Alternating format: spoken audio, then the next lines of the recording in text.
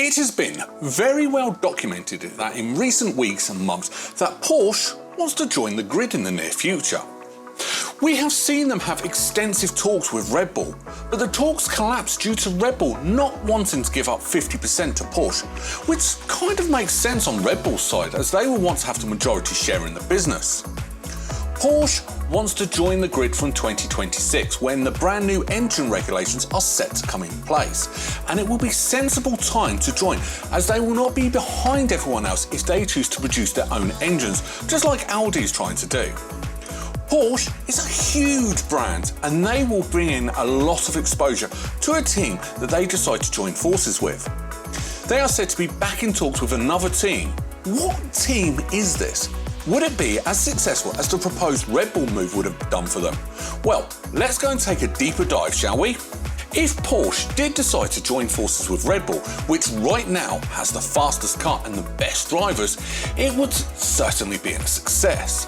But we know the talks have collapsed after Red Bull thought that Porsche was getting too greedy and asking for too much, which, if fair, these talks are set to not restart at all.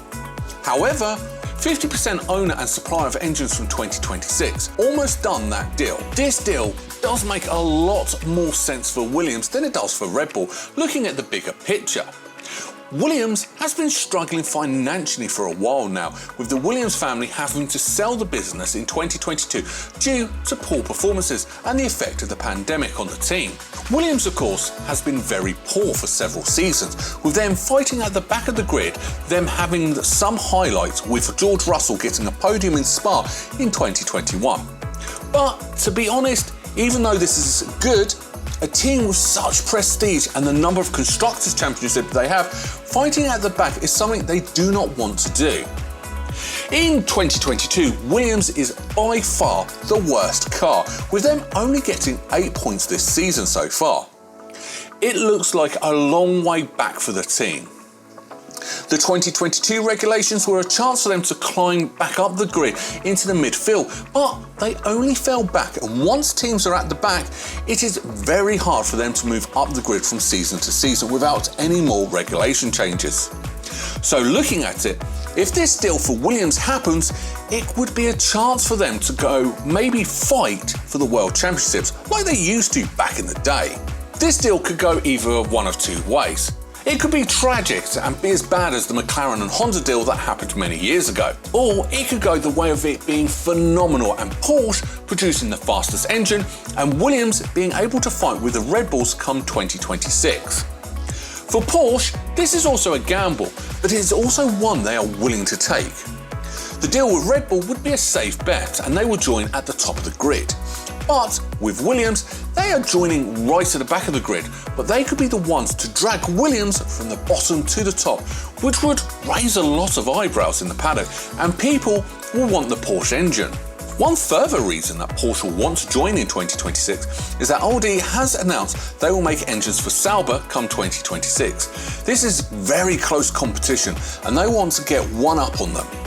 This is because Porsche comes under the Volkswagen Group, which is a German manufacturer, and Audi is also a German manufacturer. So this is a further reason why this move for Porsche makes sense, as they will want to join and beat a rival. Going back to Williams, they need to make sure that if and when this deal gets done, they get on top of their car development going towards 2026, and their focus is on making sure that the car is the best it can be.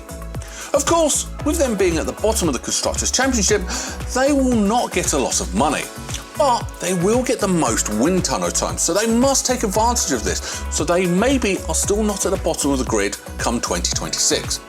But what do you think? Is this a good move for Williams? Or is Porsche going to be able to take Williams back up to the top? Or could this move be like the McLaren and Honda partnership? Leave your thoughts in the comments below. The new 2026 engine regulations that are set to come in are a great opportunity for big brands like Audi and Porsche to join the team.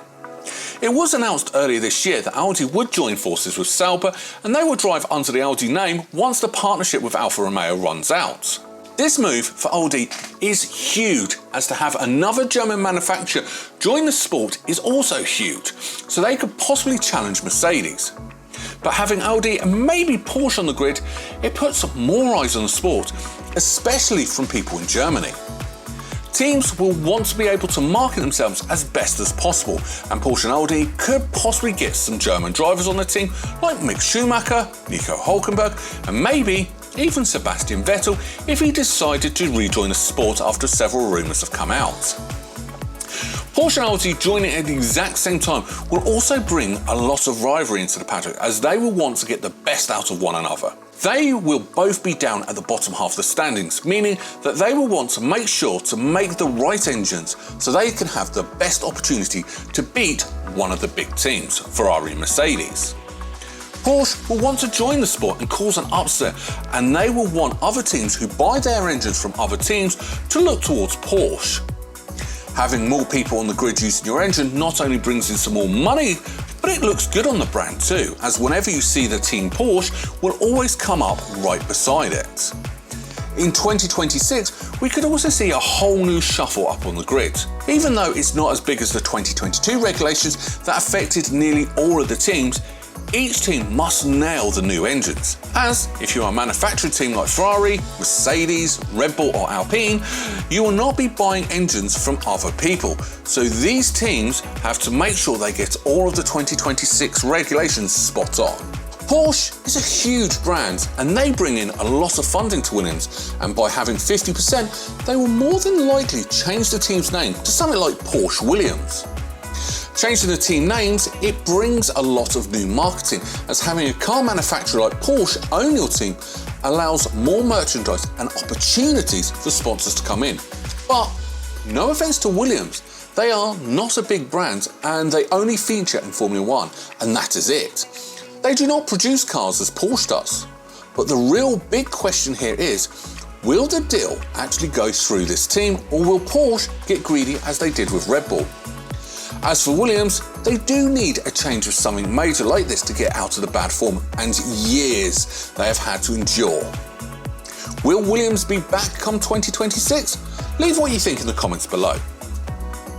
Overall, for both Porsche and Williams, this is a big risk, as it could go either way in it being the best or worst decision in Formula 1. For Williams, they need something like this in terms of being the only team with the Porsche engine, which could be a rocket ship come 2026 if they nail all the engine regulations. Hopefully, this deal does go through and Porsche can take Williams back on the top and win Constructors' Championship like they did with greats like Nigel Mansell.